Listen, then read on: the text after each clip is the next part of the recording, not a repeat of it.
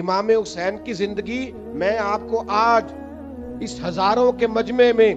اس نورانی محفل میں، جس میں ایک ایک فرد کا چہرہ حضور کی اولاد کی محبت سے چمک رہا ہے، بہت کم لوگوں کو آسانی حاصل ہے آپ تشریف لائیں اور اس محبت سے اتنی بڑی تعداد میں آئیں۔ میں آپ کو ذمہ داری سے بتانا چاہتا ہوں کہ جو لوگ سر اٹھا کے جینا چاہتے ہیں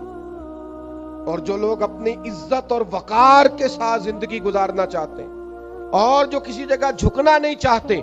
اور جو کبھی کمزور نہیں پڑنا چاہتے اور جو ٹینشن سے، ڈپریشن سے، انزائٹی سے، سٹریس سے باہر رہنا چاہتے ہیں، ان کا ایک ہی علاج ہے کہ وہ امام حسین کی زندگی کو پڑھا کریں، وہ حسین ابن علی سے فیضان حاصل کریں۔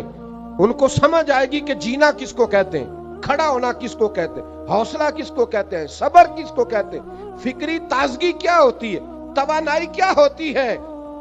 اور مجھے کہہ لینے دو، ان کو پتہ چلے گا، سیدہ کا لال بتائے گا کہ اطمینان کس کو کہتے ہیں، سکون کس کو کہتے ہیں، طبیعت کا ٹھہراؤ کیا ہوتا ہے۔ یعنی امام حسین کی مسکراہٹ، ان کا اطمینان،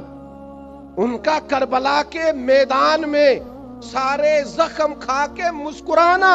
یہ مار گیا تھا یزیدیوں کو، یہ تباہ کر گیا تھا یزیدیوں کو، کیونکہ وہ سچے تھے،